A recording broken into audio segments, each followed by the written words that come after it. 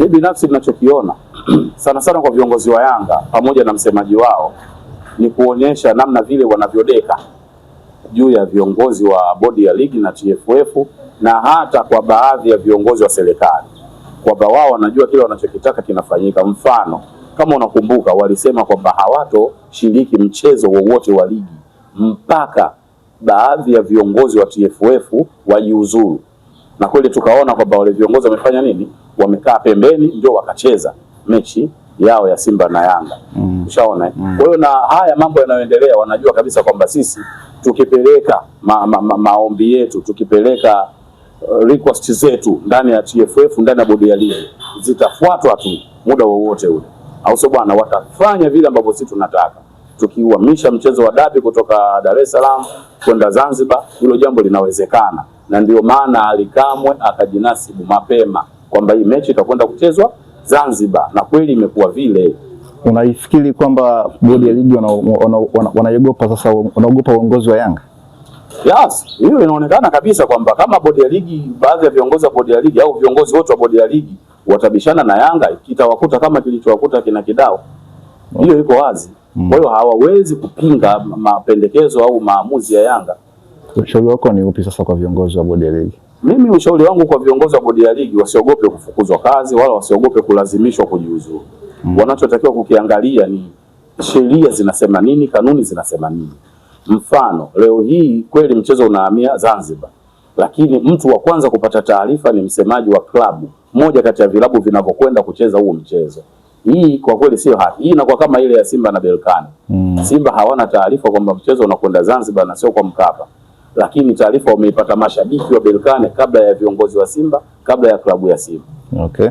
Maana yake sasa hii sio kitu kizuri. Sana sana haya muhanga wa haya matatizo anakuwa Simba siku zote. Unaona bwana, kwamba Simba yeye anakuwa kama ni mtoto yatima, hana baba, hana mama katika nchi hii, hana mtu yoyote wa kumpigania wala wa kumtetea. Hiki sio kitu kizuri. Ila nikirudi kwa upande wa Simba wenyewe, hapa hawatakiwi kufanya hivi. Wao wakacheze mchezo, wakaucheze mchezo, wakishamaliza kuucheza mchezo, malalamiko sasa yaanze wayatoe malalamiko baada ya hapo. Lakini wakisema kwamba wagomee huu mchezo, itakuwa sio kitu kizuri. Au wapeleke hiyo barua, wapeleke hilo shauri lianze kujadiliwa, lakini mchezo uwe pale pale. Hizi habari za hatuchezi sijui tufanye nini zisiwepo, kwa sababu mpira unachezwa kwenye uwanja wowote. Mimi naamini Simba hawajaandika ile barua kwa lengo la kusema kwamba hatutacheza, ila wameandika ile barua kwa lengo la kusema kwamba hili jambo lazima lijadiliwe. Kwa nini Alikamwe awe ndio mtu wa kwanza kupata taarifa ya mchezo utakaohamishwa Zanzibar kabla ya viongozi wa bodi ya ligi?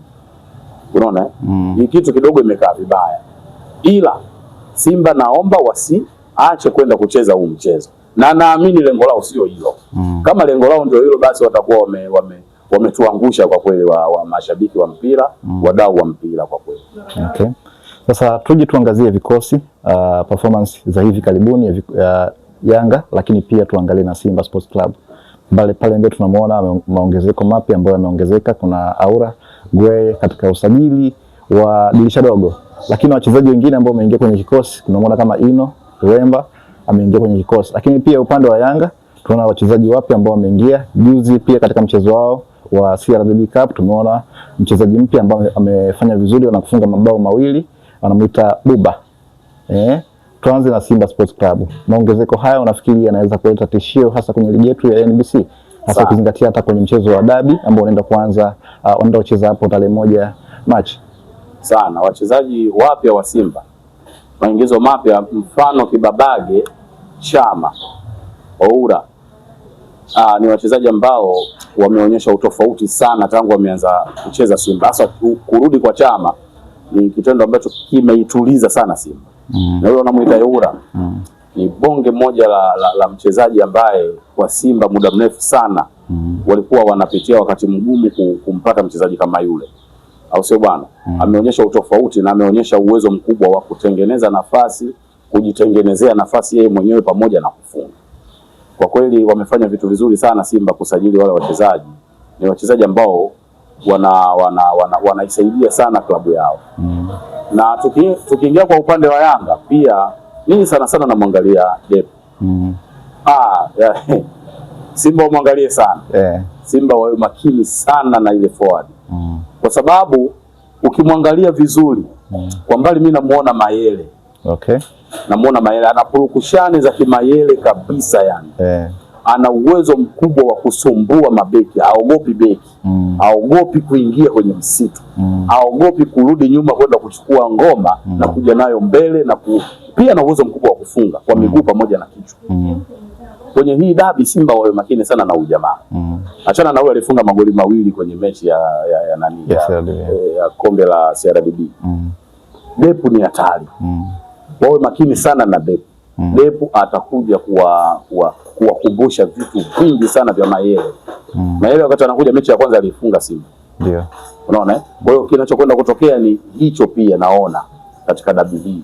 Wasipokuwa makini Simba. Wale mabeki Rushain na huyu nani beki mpya wakae waangalie.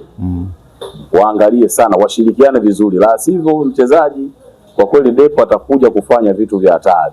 Okay. Vitu vya hatari sana. Yaani mimi binafsi nampenda sana Depo. Okay. Bonge moja la mchezaji. Katika usajili mfano kama nani huyu Uganda. Alan Okello. Mimi nilitegemea na nilisema kabisa kwamba uingiaji wa Alan Okello ndani ya ligi yetu kabla hajakwenda Yanga.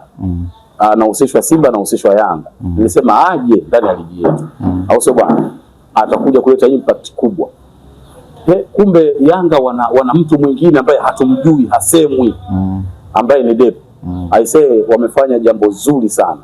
Tukiongelea hapo kwenye performance ya Alan Okello, mechi kadhaa amecheza sasa kimataifa, lakini pia anaenda kucheza pia NBC pia amecheza, lakini bado hatujaona performance ile ambayo tulikuwa tunaitarajia kama wadau wa michezo.